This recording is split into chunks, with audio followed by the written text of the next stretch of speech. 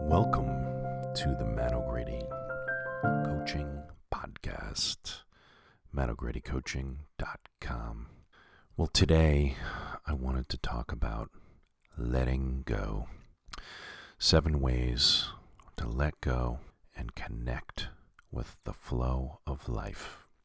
It's interesting. I was doing some research. There's a pretty great article from wildsimplejoy.com on letting go and mentioning some of the pieces in this article written by Dawn Perez less than a year ago. There's some great articles on this subject on letting go. I highly recommend you just Google some and get into the mindset of really becoming an expert on how to let go. Because whenever you have stress, whenever you have fear, whenever you have doubt, whenever you have anxiety, that is the message that you have to do some letting go. So anytime you feel overwhelmed, you feel there's too much on your plate, just whenever that happens, you want to train yourself to remember now is the time. I've got to do that daily practice. I've got to get out in nature. I've got to meditate. I've got to do whatever it is that you do, your gratitude practice, appreciating things, getting into the present moment. So there's a lot here, but remember, just any little practice that you can get done, even if it's for 30 seconds or 2 minutes, don't skip it. Do it right now. Listening to this podcast while you meditate could be one way to do it. Something I do all the time. So really important to remember, and this article mentions it, that there's a big difference between letting go and giving up. You're not giving up. Surrendering to the flow of life is not giving up. It's a practical way to work with life, because we're so often doing, right? Working, striving, focused, following through, getting up, putting 10, 12, 14-hour days in, right? At least if you're like me, that's a lot of what life is, and which I love. I love working on all my passion projects and my businesses and my family and all the different things that I do, writing books, creating online courses. But at the end of the day, there's got to be some space for being, for presence.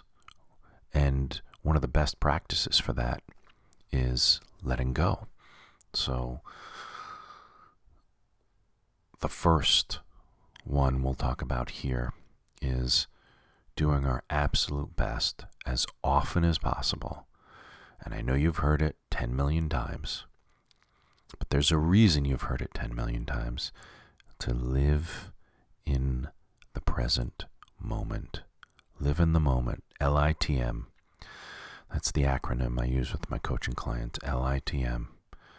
Live in the moment. Because as soon as we get here, as soon as we get in the present moment, 80 to 90% of our concerns fall away within moments. Literally. Living in the moment for just a few moments. And the reason why is it takes our attention. We only have so much of an ability to focus. So when we come into the present moment, for example, start to focus right now if you can. If you're not driving or operating heavy machinery, just focus on the soles of your feet. Just do it right now. With everything you have, focus on the soles of your feet. Feel them. Notice the sensations. The temperature, the pressure, the texture. Notice the spaces in between your toes, right? Like if you do that and you really give every bit of your attention for just like we just did, 10, 15 seconds, all of a sudden, now you're living more in the present moment with your feet. And it's a great place to start, getting grounded with our feet. Lao Tzu, the writer of the Tao Te Ching, says, if you are depressed, you are living in the past. If you are anxious, you are living in the future. If you are at peace, you are living in the present. It's just a lot there, right? So important. to aim to live in the present, connect with a little more peace, even if 10 seconds, 30 seconds, 2 minutes, we carve out these little moments of more peacefulness, more groundedness, more living in the moment. And all of a sudden, life just really starts to slow down, starts to get much more comfortable. Now we feel like we have a better handle on life rather than trying to manage 74 things simultaneously. It's just too hard. I was doing it, I was working with my team yesterday, and I was distracted. I had a lot of things going on, a lot of things were happening in the moment. Friday, wrapping up the week, working on like 10 or 12 different digital marketing projects, and we're trying to move them all forward in a couple hours.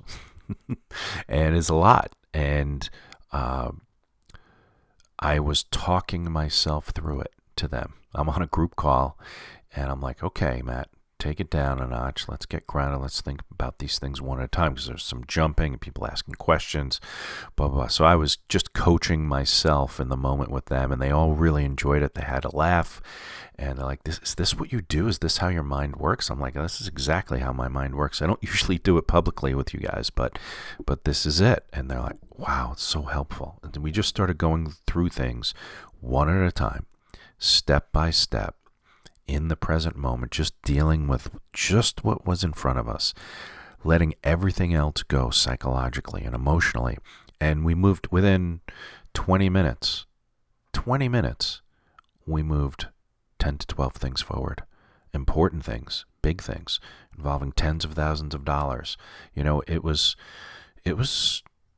really cool to see it work in the moment, just being honest and open with my team about what I wanted them to do and what my process was and what I thought the best, most efficient way to get there was. It was cool. I really enjoyed it. So please consider making it a very high priority in your life to live in the present moment. So the next thing I want to address here for number 2 here is, because I'm kind of following a bit of this article, but I'm kind of free-flowing with it, not using it exactly because I've got some different takes on it, is using our own voice to help ourselves move through. Just very similar to what I was talking about in the work example. We can do this on our own. You can do it with people if you trust them and, feel comfortable with them. Being as open and transparent as I was with my team. But I think also, as you go through your life, one of the most powerful things we have are these thoughts that are working through our minds. And if we intentionally choose our thoughts and we come up with a mantra, whether it's as simple as I am, that's one of my mantras that I use all day long. And then there's other things like I'm growing, getting better and better every day. There's just really simple things that you can do, or you can surrender to life's flow. I release and let go. I embrace the universe. I trust the universe that it's going to take me where I need to be. I trust that I'm being supported by the universe. Whatever affirmation or mantra that works best for you, but really getting into it. I mean, some people love to sit down and do mantras as a daily practice. I've done that thousands of times. I think it's very helpful. It's not something that I do every day, but it is something I do occasionally, and I'm always glad that I did it. There's never a time where I did affirmations or I do a mantra that really is powerful for me, and I feel like, oh man, that was a waste of time. I just wasted 10 minutes doing, my mantra, or 10 minutes doing affirmations, or sometimes I've done them 20, 30, 40 minutes as well, like on a walk, and just listen to them and then repeat them. And there's so many great ones out there. Louise Hay, I think, is a great place to start if you haven't worked with her affirmations before. She's got amazing affirmations, really good stuff. But there's thousands of great affirmation pieces out there on YouTube, on Google, etc. So You want to, the whole idea though, is that you're talking yourself into where you want yourself to be. And as you do this process, it really helps you let go of your stress and get focused on kind of these main ideas that we all want to experience.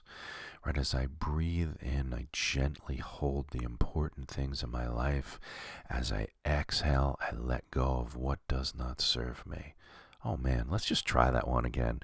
As I breathe in, I gently hold the important things in my life. As I exhale, I let go of what does not serve me. You know, it's just such a simple process, and it may sound, woo-woo or odd, but if you haven't given it a chance, I highly recommend you just give it a shot, because it can be super, super powerful.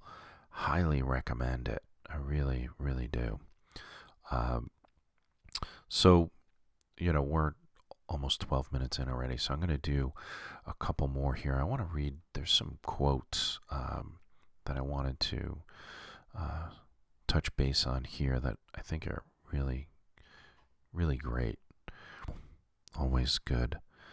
Non-resistance, non-judgment, and non-attachment are the three aspects of true freedom and enlightened living. Now, most of us aren't enlightened completely, myself included. However, what we can do is tap into the wisdom of those who are more enlightened than we are, right? So let's just look at this quote again. Non-resistance, non-judgment, and non-attachment are the three aspects of true freedom and enlightened living. So if we can just find any way to reduce our resistance, reduce our judgment of ourselves and others or situations, and increase our non-attachment, just letting go is a practice of non-attachment, right? Letting go is a practice of non-resistance, of non-judgment. So this whole idea that I'm putting forth today has to do with the wisdom of what Eckhart is talking about here. So really think about that. I think it's, radically important to realize that we're tapping into deep, ancient wisdom. And there are great teachers alive today. I venture to say possibly even millions of them, including coaches like myself who, in my humble opinion, are leading the way for a lot of us. And I say that because I'm a coach, and I may not have a platform like Eckhart Tolle, but I think practice and experience very similarly to what he talks about, and have been doing it for over 2 decades. So, I refuse to think, oh, he's so much more important than me, or, any of that, because that's just into ego stuff, and not like positive ego, right? Like negative ego. But all the ego stuff is just a waste of time. If you're practicing in the present moment, you're practicing a level of enlightenment. If you're practicing letting go, non-judgment, non-resistance, you're practicing enlightenment.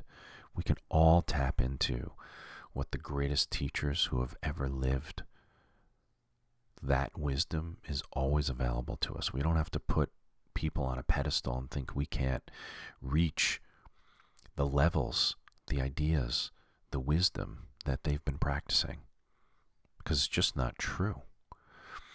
So it's a really important one to remember.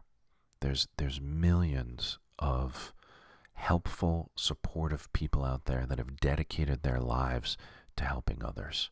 And I'm really honored to be one of those people. So as you go through this, you really want to make sure that you're practicing a level of self-awareness, so that if you are feeling anxiety, stress, fear, doubt, worry, it's time to let go. Start letting go. So unbelievably important. All right. right? One of the last things I'm going to leave you with here, because this is something that a lot of people skip, and we'll do a part 2 on this. I will come back to this in the future, is write down what you're thinking and feeling. You could do it in code. You don't have to use names and, exact details if you're afraid someone's going to read it.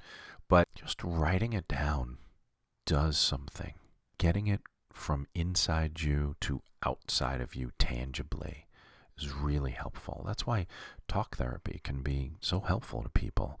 Just that feeling of having a safe space to express ourselves, right, with another person who cares, who's compassionate, who wants to help, is really an amazing practice. And that's why journaling, you don't need a therapist or a coach every day, right? But you can take 2 minutes, 5 minutes, 10 minutes and just write in a notebook, in a journal, whatever, what's going on for you. What are you thinking about? What are you feeling? What are you happy about? What's positive in your life? And then also, what are your challenges? What are you working on? And when you put it down on paper, there's something really magical that happens with it. It's almost like the acknowledgement and the honesty and the connection to your inner states just creates this really beautiful place for things to get processed and moved forward and evolved, right? And allow this expansion to happen, create some space, getting in the present moment. And now, boom, boom, boom, all of a sudden your life is going in a much better direction. And this idea of letting go, this idea of carving out time every day to really feel the peace of letting go is tremendously helpful.